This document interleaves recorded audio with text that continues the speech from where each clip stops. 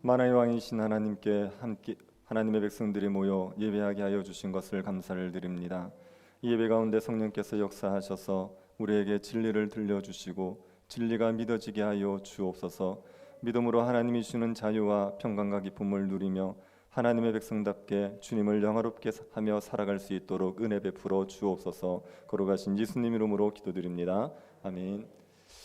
찬송가 360장 부르시고 박찬욱 집사님 예배를 위해서 기도하시겠습니다.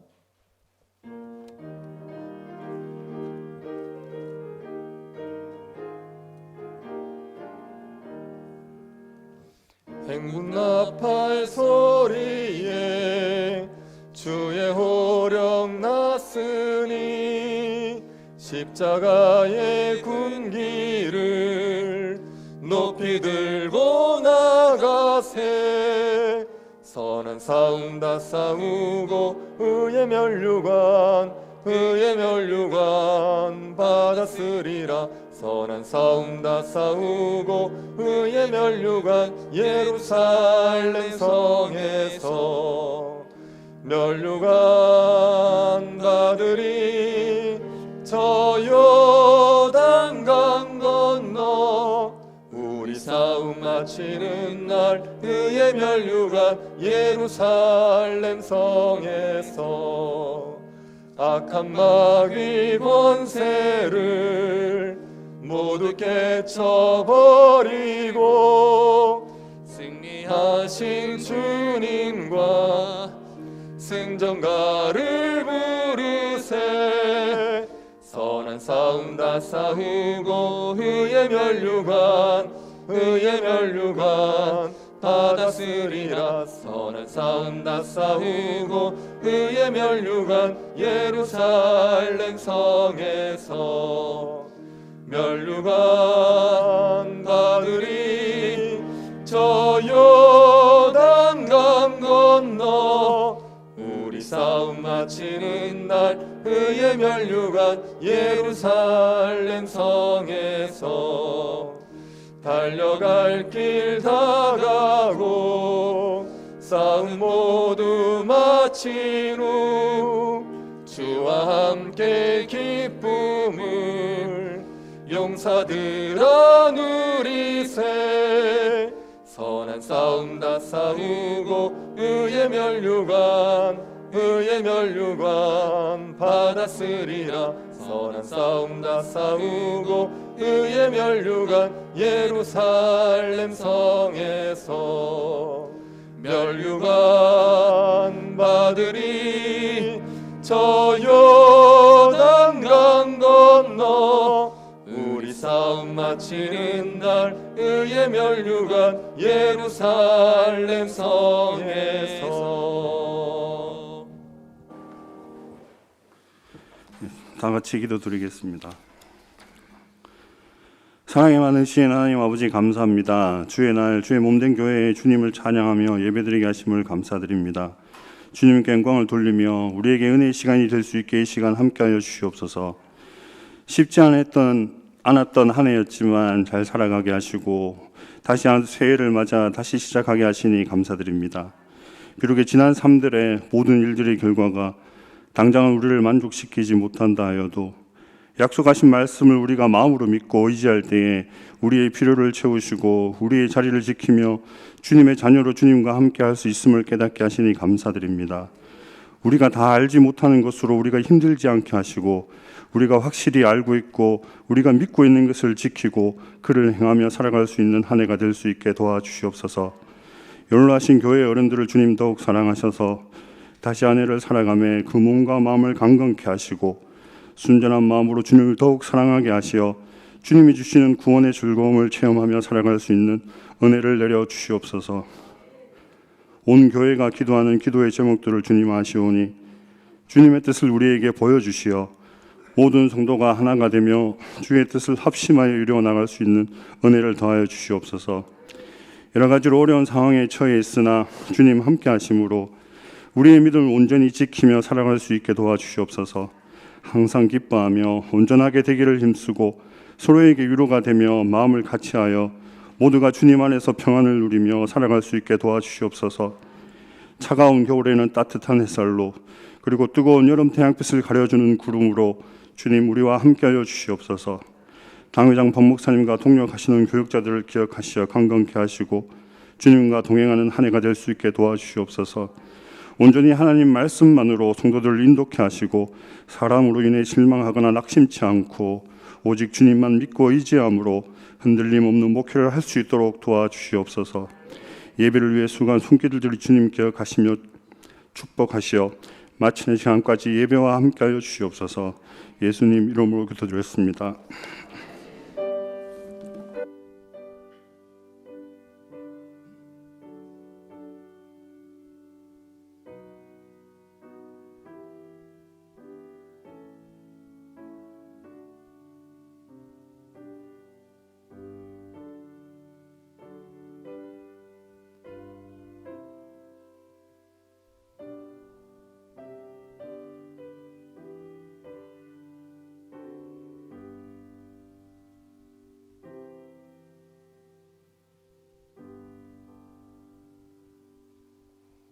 말씀을 보겠습니다. 요한계시록 19장 11절부터 21절 말씀입니다. 요한계시록 19장 11절부터 21절 말씀입니다. 찾으셔서 한 절씩 교도하도록 하겠습니다. 찾으셨으면 교도하도록 하겠습니다. 또 내가 하늘이 열린 것을 보니 보라 백마와 그것을 탄 자가 있으니 그 이름은 충신과 진실이라. 그가 공의로 심판하며 싸우더라. 그 눈은 불꽃 같고 그 머리에는 많은 관들이 있고 또 이름 쓴 것 하나가 있으니 자기밖에 아는 자가 없고 또 그가 피 뿌린 옷을 입었는데 그 이름은 하나님의 말씀이라 칭하더라. 하늘에 있는 군대들이 희고 깨끗한 세마포 옷을 입고 백마를 타고 그를 따르더라. 그 입에서 예리한 검이 나오니 그것은 만국을 치겠고 친히 그들을 철장으로 다스리며 또 친히 하나님 곧 전능하신 이의 맹렬한 진노의 포도주 틀을 밟겠고 그 옷과 그 다리에 이름을 쓴 것이 있으니 만왕의 왕이요 만주의 주라 하였더라. 또 내가 보니 한 천사가 태양 안에서 서서 공중에 나는 모든 새를 향하여 큰 음성으로 외쳐 이르되 와서 하나님의 큰 잔치에 모여 왕들의 살과 장군들의 살과 장사들의 살과 말들과 그것들을 탄 자들의 살과 자유인들이나 종들이나 작은 자나 큰 자나 모든 자의 살을 먹으라 하더라.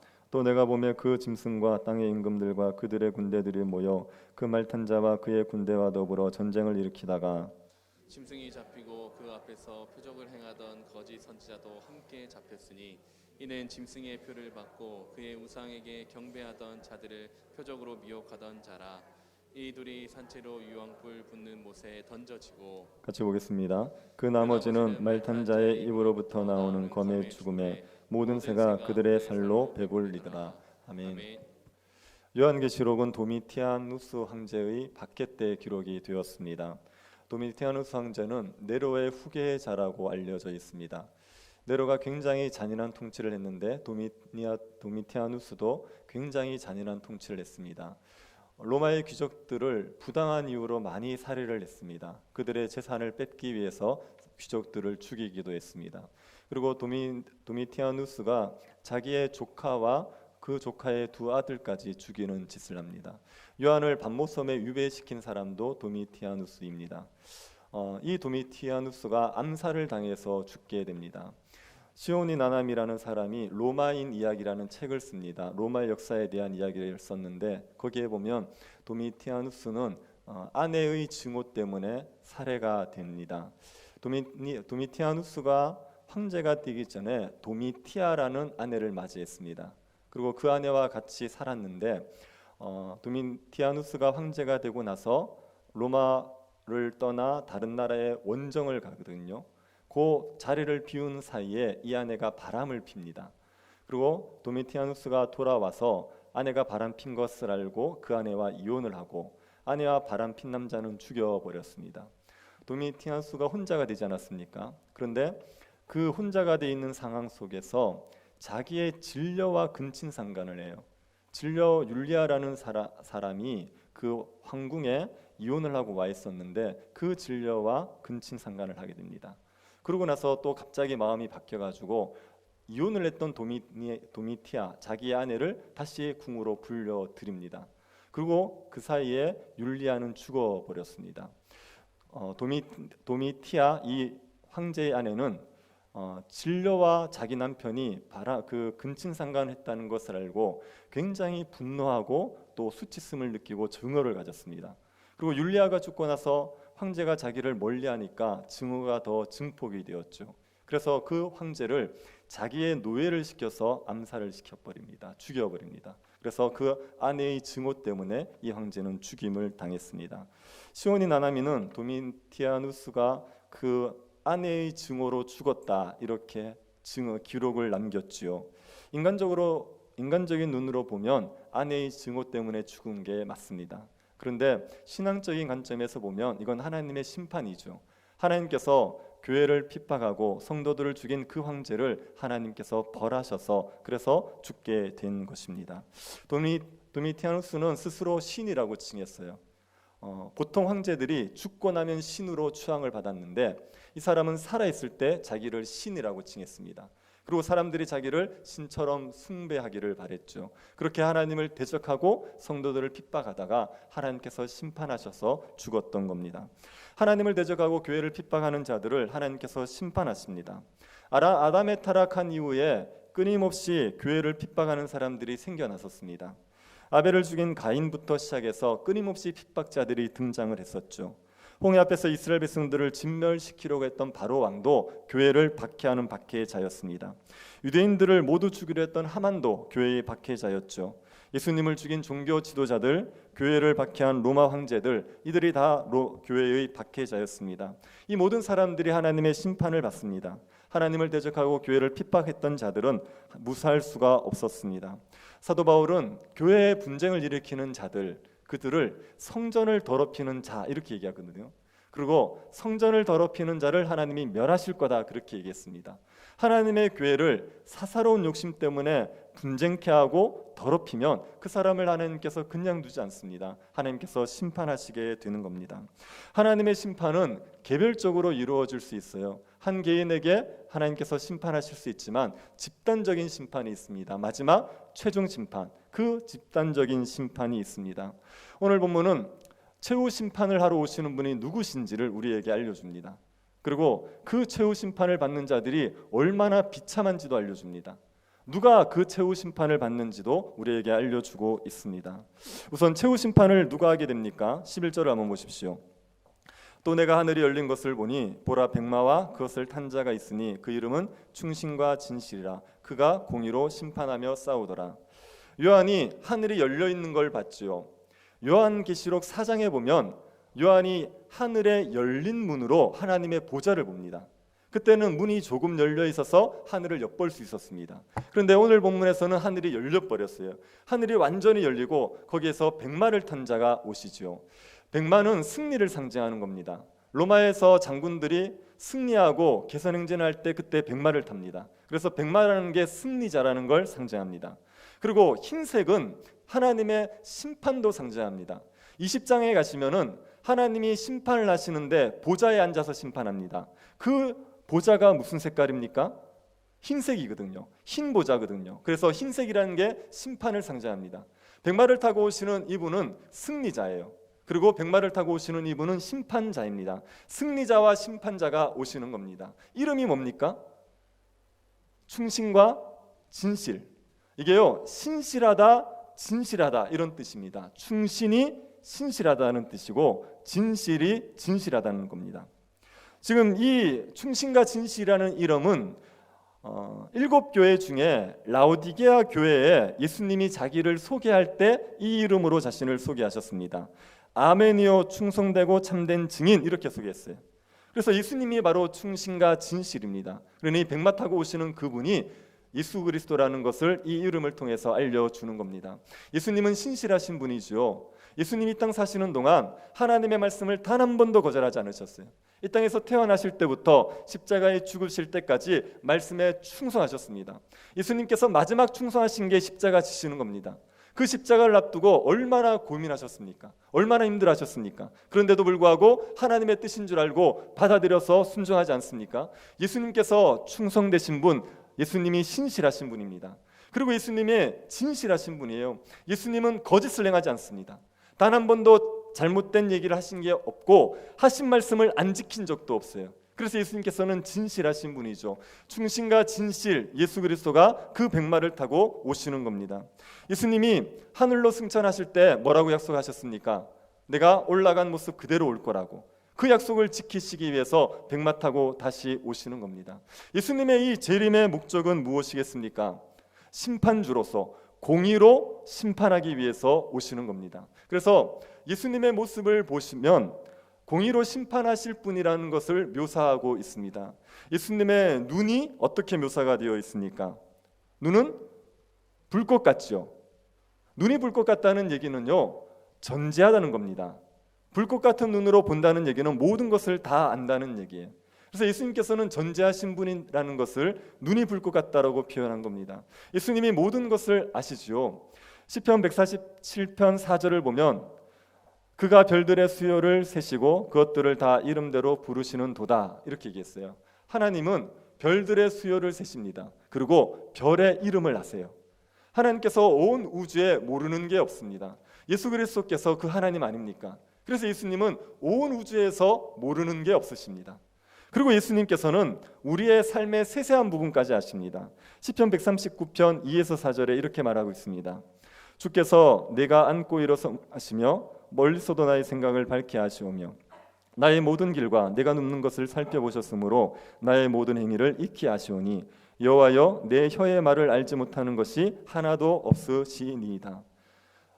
주님이 우리의 앉고 일어섬을 아신다 그러죠. 여러분은 오늘 몇 번이나 앉고 일어섰는지 기억하십니까? 우리가 우리의 앉고 일어섬을 우리는 모릅니다. 그런데 주님은 아신다는 거예요. 주님이 우리의 생각 중에 모르는 게 있겠습니까?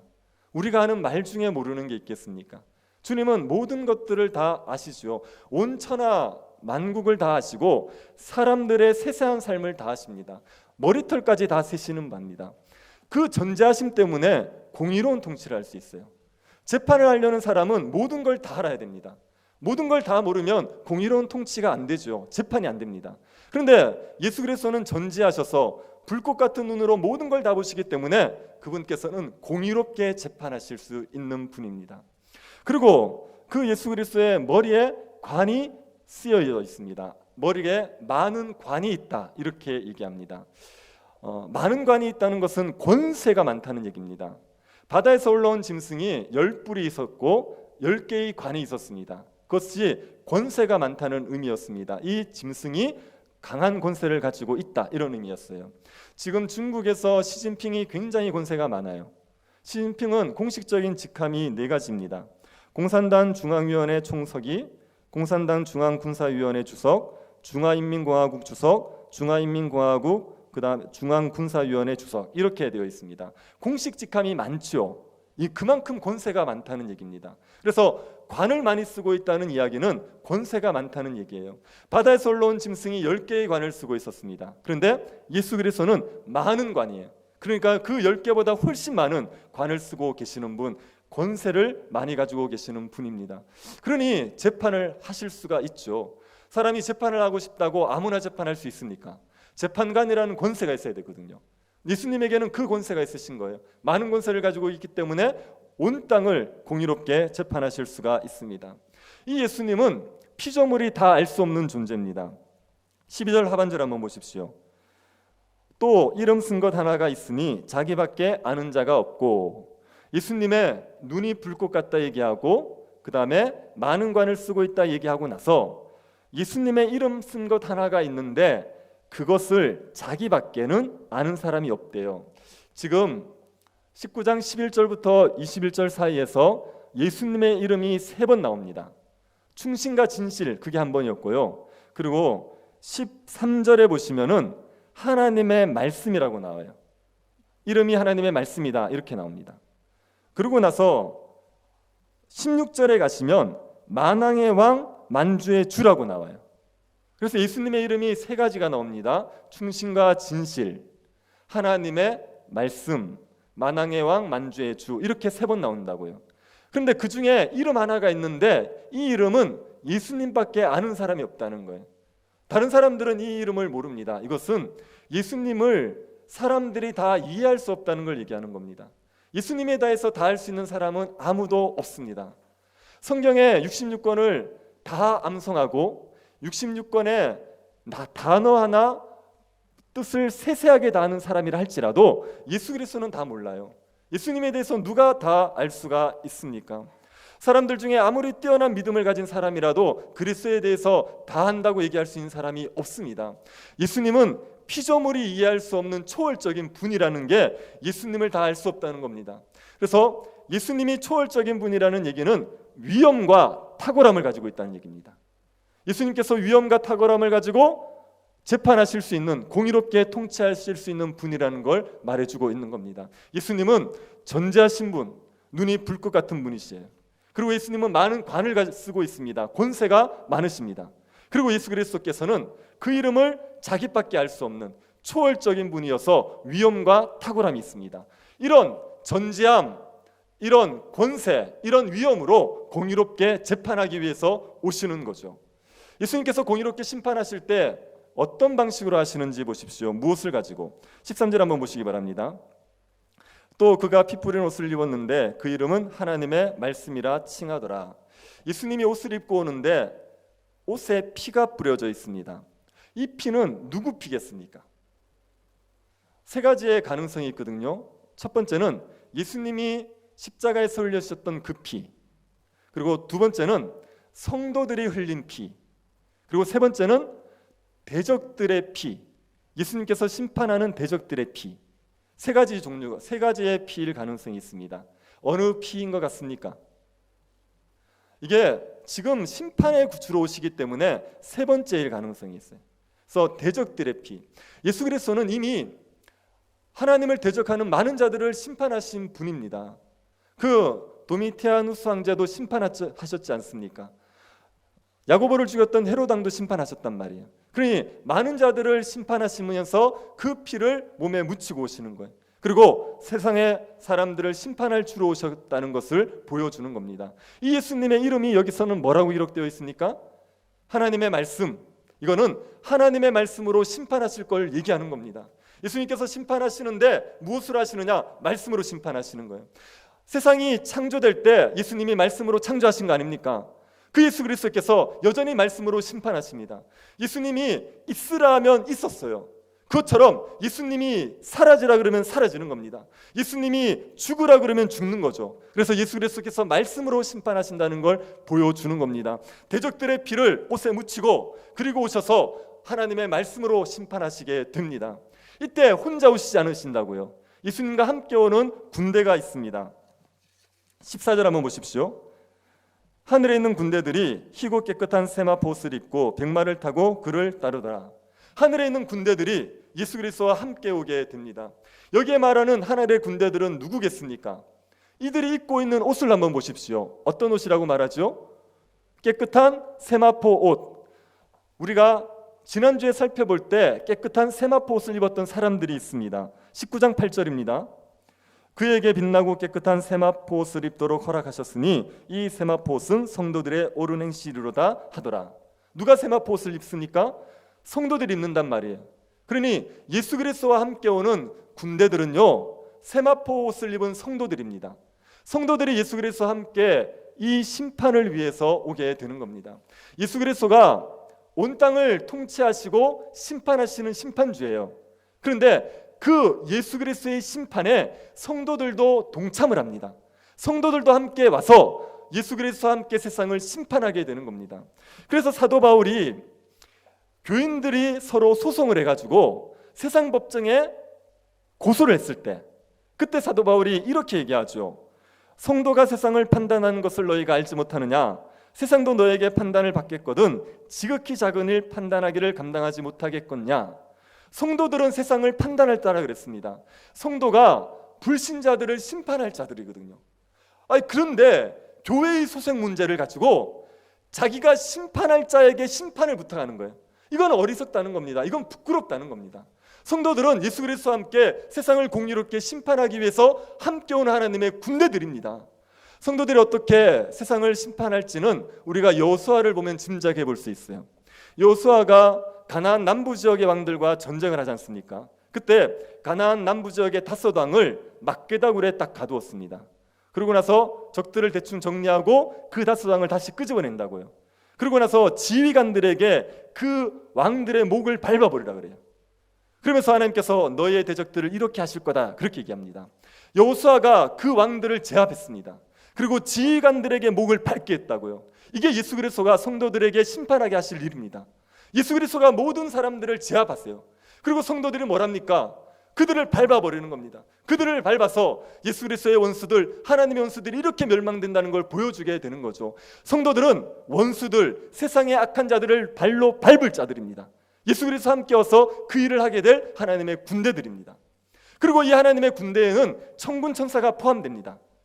하나님 예수 그리스도는 만군의 대장이시죠. 그래서 하늘의 모든 천군 천사들도 하나님의 군대에 포함되는 거예요. 그러니 예수 그리스도가 백마를 타고 오실 때 그때 성도들, 예수 그리스도를 믿다가 먼저 천국에 있는 성도들, 그 다음에 이 땅에 예수를 믿다가 부활한 성도들이 다 같이 심판에 참여하게 되는 거죠. 그때 하늘의 천군 천사들도 함께 와서 심판을 하게 되는 겁니다.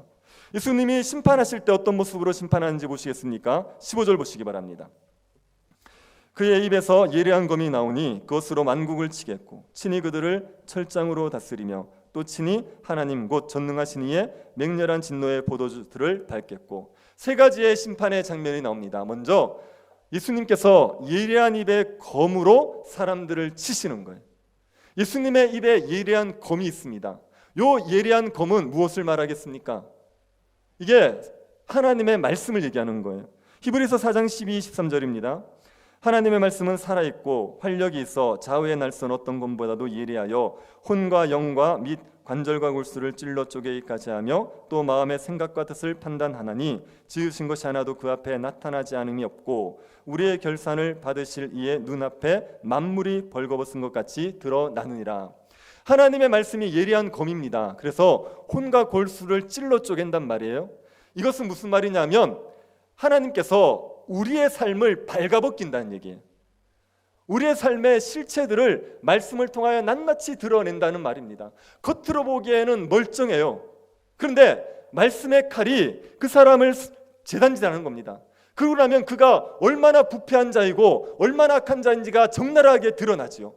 말씀 앞에서 그게 다 드러난다는 의미에서 말씀이 검입니다. 여러분은 그런 경험 해보신 적 있습니까? 성경을 보는데 설교를 듣는데 그 말씀이 나의 마음을 그대로 표현하는 거예요. 마치 내 마음에 들어갔다 나온 것처럼 말씀이 표현하는 겁니다. 그런 경험 있으십니까? 네, 3명. 네. 제가요 청년 때 로이드 존즈 목사님이 쓴 영적 침체라는 책이 있습니다. 성도들이 어떻게 영적 침체에 빠지는지를 너무 잘 기록해놨어요. 혹시 영적 침체에 자주 빠지시는 분은 그 책을 정말 강추합니다. 네, 한번 꼭 읽어보십시오. 근데 제가 그 책을 딱 깜짝 놀랐어요. 이분이 영적 침체에 빠진 사람들의 상태를 묘사하는데 제 상태랑 너무 똑같은 거예요. 마치 제 마음에 들어갔다 나온 것처럼 묘사해놨더라고요. 그걸 보면서 얼마나 마음에 놀라움이 있었는지 모릅니다. 어떻게 이렇게 내 마음을 이렇게 잘 해보냈을까? 나도 잘 표현하지 못하는 마음을 적나라하게 표현하더라고요. 말씀이 그렇게 우리를 칼질할 때가 있다고요. 그렇게 칼질해내서 우리를 발가벗기게 됩니다.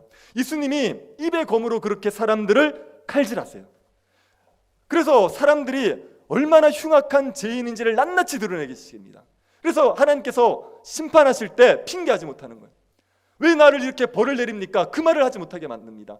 모든 걸 다 드러내셔서 벌거벗게 만들어 놓으시고 그 입으로 쳐버리시는 거예요. 그 입으로 심판하십니다. 그게 예수님께서 심판하시는 첫 번째 모습입니다. 두 번째 모습은 철장으로 다스리시죠. 철장으로 깨뜨리십니다. 이 철장이 쇠막대기입니다. 쇠막대기로 만국을 깨뜨려 버리십니다. 이거는 시편 2편에 나오는 겁니다. 시편 2편에 보면은요 이렇게 되어 있습니다. 시편 2편 9절 내가 철장으로 그들을 깨뜨리며 질그릇같이 부수리라 하시도다. 시편 2편은 하나님께서 한 왕을 세우실 건데 열왕들이 그 왕을 대적할 거라는 거예요. 그런데 그 왕이 만국을 철장, 쇠막대기로 깨뜨려 버립니다. 어떻게 깨뜨리냐면 마치 질그릇을 깨뜨리듯이. 여러분이 이거를 알고 싶으시면 집에 가셔서 쇠막대기 들고 장독대를 한번 때려 보십시오. 장독대면 때리면요 둘째 하나입니다. 여러분이 아내에게 맞든지 불어내든지 장독대를 쇠막대기로 때려보십시오. 얼마나 이게 잘 깨지겠습니까? 그렇게 만국을 철장으로 깨뜨리신다는 거예요. 예수 그리스도가 오시면은요 그렇게 만국을 깨뜨려 버리실 거래요. 예수 그리스도를 대적했던 그 권력자들 왕들을요 철장으로 다 부숴 버릴 거다. 그렇게 얘기했습니다. 그리고 세 번째가요 15절 하반절부터 있습니다. 또 친히 하나님 곧 전능하신 이의 맹렬한 진노에 포도주 틀을 밟겠고, 예수님께서 포도주 틀을 밟는다 그러죠. 포도를 따면은 그것을 포도 알갱이들을 다 포도주 틀에 넣지요. 그러면 사람들이 들어가서 발로 막 밟는 거예요. 그러면 포도가 터지면서 즙이 나오지 않습니까? 예수님께서 이런 모습으로 세상을 심판하십니다. 왕들 그리고 세상의 권력자들, 예수를 대적하던 자들을 통에 다 집어넣는 겁니다. 그리고 예수님께서 발로 밟아버려요. 거인이 난장이들을 집어넣고 거기에서 발로 밟는다고 생각해 보십시오. 내장이 터지고 피가 터지고 뼈가 으스러지겠죠. 그걸 지금 예수님께서 심판을 그렇게 하시는 겁니다. 세상의 모든 악한 자들을 다 모아서 포도주 틀에서 밟듯이 그렇게 밟아서 심판하시게 되는 겁니다. 예수님이 오시면 입의 검으로 세상을 치실 겁니다. 그리고 철장으로 깨뜨려 버리실 겁니다. 그들을 포도주 틀 밟듯이 밟아 버리실 겁니다. 이런 심판을 하시게 되는 거죠. 그때 예수님의 이름이 다시 한번 드러나요. 16절 한번 보십시오. 그 옷과 그 다리에 이름 쓴 것이 있으니 만왕의 왕이요 만주의 주라 하더라. 예수님께서 포도주 틀을 밟는데 그때 다리에 이름이 있어요. 만왕의 왕 만주의 주. 옷과 이름이 있다. 옷과 다리에 이름이 있다고 말하는데요. 이거는 옷이 내려오는 부분의 다리에 이렇게 이해하시는 게 맞습니다. 그러니까 이렇게 포도주 틀을 밟는다고 생각해 보십시오. 옷을 이렇게 약간 들겠죠. 그러면 옷을 들 때 그 다리 속에 이름이 있는 거예요. 그 이름이 뭡니까? 만왕의 왕, 만주의 주. 그 이름이 있는 거예요. 예수 그리스도가 만왕의 왕이거든요. 만주의 주입니다. 그래서 그분이 모든 권력자들이든 어떤 부자들이든 강한 자들이든 다 밟아버리시게 되는 겁니다. 그래서 예수 그리스도의 이 심판은요 굉장히 무서운 심판입니다. 여러분, 제가 오전에 예루살렘이 멸망할 때 얼마나 무서웠는지를 말씀드렸죠. 엄마가 아이를 잡아먹는 지경, 모성애까지도 파괴되는 지경이 되었습니다. 그렇게 무서운 심판이 있었는데요, 예수 그리스도 오셔서 하시는 심판은 더 무섭단 말이에요. 그 예루살렘 성의 환란은 환란도 아닙니다. 예수 그리스도께서 밟아버리시면 그 세상 그 사람들은 완전히 포도가 으깨어지듯이 그렇게 으깨어지는 고통을 겪게 되는 겁니다. 더 무서운 심판을 예수 그리스도가 하게 되십니다. 만왕의 왕 만주의 주, 그분이 오셔서 이 심판을 하시게 되는 겁니다. 이 예수 그리스도의 심판을 받는 자들은요 그 심판을 받고 최후가 굉장히 비참해집니다. 17절 한번 보십시오. 또 내가 보니 한 천사가 태양 안에 서서 공중에 나는 모든 새를 향하여 큰 음성으로 외쳐 이르되 와서 하나님의 큰 잔치에 모여.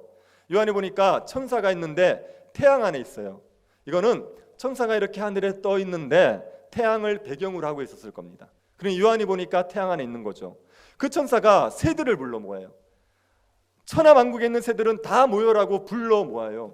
새들을 불러 모으는 이유는 잔치가 벌어졌습니다. 잔치에 새들이 먹을 게 있으니까, 그러니까 새들에게 와서 너희들에게 잔치가 벌어졌으니까 실컷 먹으라고 얘기하는 겁니다. 그 새들이 먹게 되는 먹이가 무엇입니까? 18절 한번 보십시오. 왕들의 살과 장군들의 살과 장사들의 살과 말들과 그것을 탄 자들의 살과 자유인들이나 종들이나 작은 자나 큰 자나 모든 자의 살을 먹으라 하더라. 새들의 먹이가 뭐죠? 임금들의 살점이에요. 장군들의 살점입니다. 장사, 힘 있는 사람들, 그 사람들의 살을 새들이 먹는 겁니다. 그리고 말과 그 탄 자들의 살, 자유인이든 종이든 작은 자든 큰 자든 모든 자들의 살, 이 살들이 새들의 밥인 거예요. 예수 그리스도가 오시면 사람들을 모아놓고 발로 밟아버리지 않습니까? 그리고 그 시체를 땅에 던져버려요. 그러면 새들이 와서 그 시체를 뜯어먹는 겁니다. 이 사람들은 예수 그리스도의 심판을 받고 나서 장사되는 게 아니라 새의 먹이가 되어버립니다. 죽어서 새의 먹이가 되는 것은 하나님의 저주예요.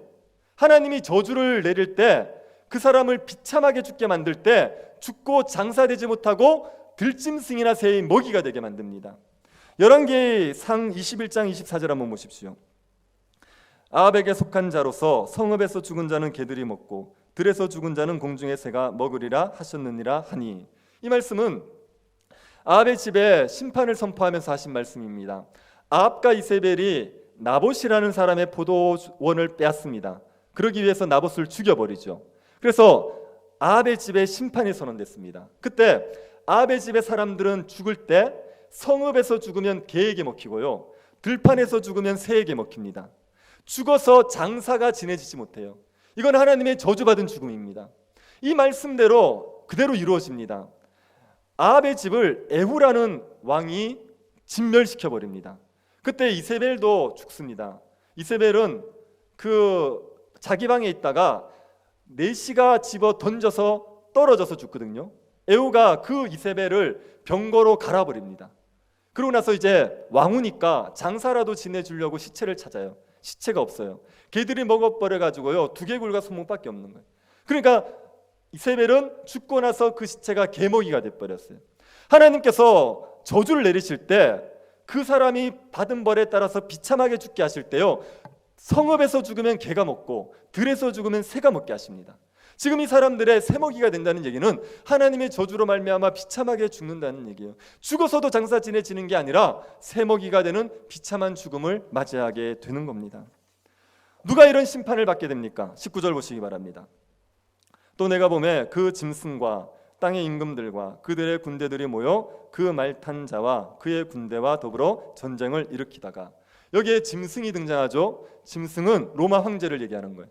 로마 황제, 그리고 그를 따르는 세상의 권력자들, 이들이 함께 모여가지고 백마 타고 오시는 예수 그리스도와 전쟁을 벌입니다. 예수 그리스도가 백마를 타고 오셨을 때 그때 왕들이 회개하면 되잖아요. 예수 그리스도 앞에 잘못했다 그러면 되지 않습니까? 그런데 그렇게 하지 않습니다. 예수 그리스도가 백마 타고 오면 이 왕들이 자기의 세력들을 다 모아서 끝까지 예수 그리스도에게 대적해요. 끝까지 싸우는 겁니다. 여호수아가 가나안 땅을 진멸할 때 가나안 족속들이 하나님께 투항해버리면 사는 거예요. 그런데 가나안 족속들이 끝까지 대적합니다. 연합군을 형성해가지고 죽기 살기로 달려드는 거예요. 그래서 결국은 진멸하는 겁니다. 그것처럼 예수 그리스도가 오셨을 때 세상이 예수 그리스도 앞에 엎드려 죄를 얘기하는 게 아니라 예수 그리스도에게 대적하는 거예요. 이들이 예수 그리스도의 심판을 받아서 포도주 틀에 밟히고 그리고 새들의 먹이가 되어버리게 되는 겁니다. 그리고 예수님께서 이들의 우두머리인 짐승과 거짓 선지자들을 불못에 던져버리죠. 20절 보십시오.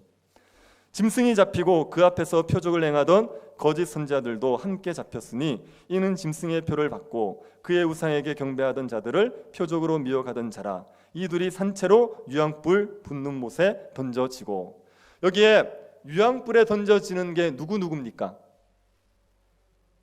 짐승이죠. 그리고 또 거짓 선지자. 이게요, 여러분 기억나시는지 모르겠지만 바다에서 올라온 짐승, 땅에서 올라온 짐승이거든요.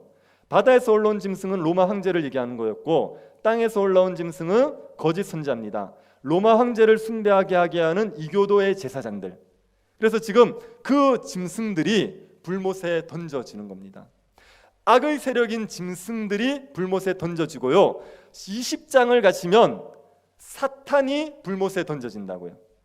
그리고 20장에 또서 불신자들도 불못에 던져집니다. 불못에 악의 세력들이 던져지는데 제일 먼저 던져지는 자들이 짐승과 거짓 선지자들입니다. 이들은 불못에 던져서 거기에서 영원히 고통을 받게 되는 겁니다. 예수님께서 심판하러 오셔서 예수 그리스도를 대적하는 악한 자들을 다 불못에 던져버리고 마는 겁니다. 지금도 예수님을 대적하는 사람들이 있습니다. 공산 정권의 권력자들, 이 사람들은 교회를 핍박하거든요. 북한에 있는 김정은 같은 사람들, 이 사람들은 교회를 핍박하고 하나님의 자리에 앉아서 하나님 행세를 합니다. 그래서 이런 자들이 짐승이에요. 그리고 무슬림 정권의 권력자들이 있습니다. 무슬림을 통치를 하면서 교회를 핍박하고 신자들을 죽이는 자들이 있어요. 그런 사람들도 이 짐승이고 악한 권력자들입니다. 사치스럽게 사는 왕들이 있어요. 신자들을 우습게 여기고 핍박하고 정말 자기 배만 채우는 그런 왕들이 있습니다. 그런 사람들이 다 짐승들이죠. 그런 자들을 예수님께서 심판하시게 되는 겁니다. 예수님께서 그들을 포도주 틀에 던져서 포도 밟듯이 밟아버립니다. 그 지체가 새들의 먹이가 되게 만드십니다. 예수님을 대적하는 모든 자들이 백마탄 예수님으로 말미암아 심판을 받게 되는 겁니다. 여러분, 지금 권력을 가진 자들, 부한자들, 그들을 부러워하지도 마시고 두려워하지도 마십시오. 그들의 결국은요, 새먹입니다. 지금 아무리 굉장해 보여도요, 결국은 포도주 틀에 밟혀서 새먹이가 되는 게 그들의 운명이란 말이에요. 그들을 부러워하거나 두려워하지 마십시오. 그들이 가지고 있는 권세가 아무리 막강해 보여도 예수님께서 그 입의 검으로 쳐버릴 겁니다. 예수님이 철장으로 질그릇 깨뜨리시 깨뜨려 버리실 겁니다. 예수님이 그들을 밟아버리실 겁니다. 그들은 새먹이가 되어서 제대로 장사 지내지도 못하는 그런 비참한 죽음을 맞이하게 되는 겁니다. 그러니 그런 권력자들 두려워하지 마십시오. 우리가 두려워할 유일한 분은요, 만왕의 왕 만주해 주신 예수 그리스도밖에 없는 거죠. 백마 타고 오시는 예수 그리스도, 그분만을 두려워하셔야 됩니다. 하늘이 열리는 날이 옵니다. 지금 하늘이 닫혀 있는 것 같죠. 세상에 권력 가진 자들이 힘쓰는 것 같고 그들이 우리를 발로 밟는 것 같죠. 그런데 하늘이 열려버리는 날이 오게 되어 있어요. 하늘이 열리고 예수 그리스도가 백마 타고 오셔서 그들을 발로 밟아버리는 날이 오게 되어 있습니다. 우리가 그날 예수 그리스도와 함께 악한 자들을 발로 밟을 자들입니다. 하나님의 공의로운 심판에 동참할 자들이란 말이에요. 그러니까 백마 타고 오시는 그 예수 그리스도만을 두려워하시지 그 어떤 사람도, 그 어떤 권력자도 두려워하지 마시기를 바랍니다. 오로지 예수 그리스도 한 분만을 두려워하십시오. 사람이 두려우실 때가 있죠. 그때마다 하늘 한번 쳐다보시기 바랍니다. 하늘 한번 쳐다보고 저 하늘로 백마 타신 예수님이 오실 거라고 믿으십시오. 믿으셔야 됩니다. 아시겠습니까? 믿으셔야 됩니다. 자꾸 이 믿음 달라 그러세요. 세상이 두려울 때마다, 사람들이 두려울 때마다, 사람들에게 상처받는 게 괴로울 때마다, 그때마다 백마 타신 예수님, 그분이 오실 걸 믿게 해달라고 기도하십시오. 그 믿음만 가져버리면, 그 예수만 두려워하면요, 권력자들을 우습게 여길 수 있다니까요. 새먹이처럼, 그냥 먼지처럼 그렇게 여겨버릴 수 있습니다. 그들에게 잘 보이겠다고, 그들의 밑에서 불을 누리겠다고 아첨하고 비굴하게 살지 않을 수가 있습니다. 예수 그리스도 한 분만을 두려워하고 백마 타러 오시는 그 예수님을 소망하고 살아가는 그런 신자들이 되시기를 바랍니다. 우리가 날마다 하늘을 바라보고 살아갑시다. 주님 오셔서 이 땅을 공의롭게 심판하실 그날 바라보시고 그 백마 타신 예수님을 소망하면서 이 땅에서 그 권력자들에게 굴복하지 않고 그들을 부러워하지도 않고 믿음을 지키고 신자답게 살아갈 수 있는 주의 백성들이 될 수 있기를 간절히 바랍니다. 하나님 아버지, 하늘이 열리고 승리자이시고 심판자이신 예수 그리스도가 오심을 알게 하심을 감사드립니다. 악한 권력자들이 포도가 밟히듯이 밟히고 새들의 먹이가 되고 불못에 던져진다는 것을 기억하게 하여 주옵소서. 악한 권력자들을 두려워하지 말게 하시고 예수 그리스도만을 두려워하게 하여 주옵소서. 예수 그리스도와 함께 악한 자들을 심판하게 될 날을 소망하면서 믿음으로 살아갈 수 있도록 은혜 베풀어 주옵소서. 거룩하신 예수님 이름으로 기도드립니다. 아멘. 제가 오전에 예배당 관련 말씀을 드렸는데 위에서 기도를 많이 좀 해주시기 바랍니다. 교회가 합심해서 기도하면서 하나님의 인도하심과 은혜를 누리기를 바랍니다. 부흥 찬양하고 축도 예배를 마치겠습니다.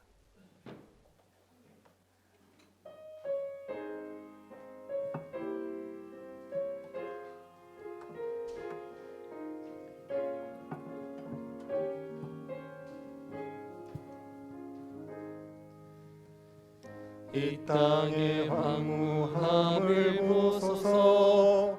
하늘의 하나님, 긍휼을 베푸시는 주여, 우리의 죄악 용서하소서. 이 땅 고쳐 주소서.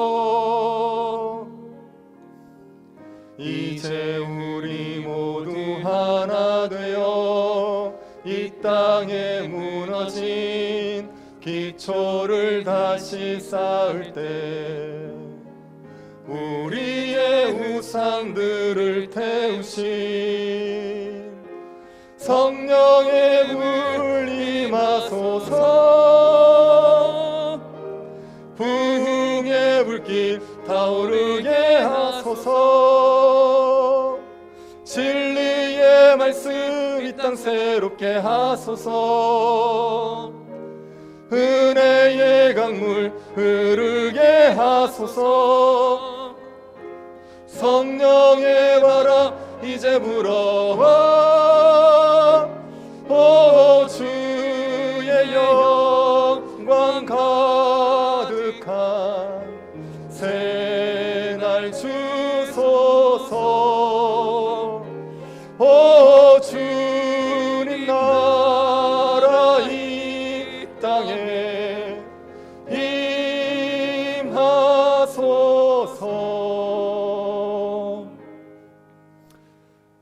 지금은 우리 주 예수 그리스도의 은혜와 하나님의 사랑과 성령의 교통 위로하심이 사랑하는 주의 백성들의 머리 위에 지금으로부터 영원토록 함께 있을지어다. 아멘.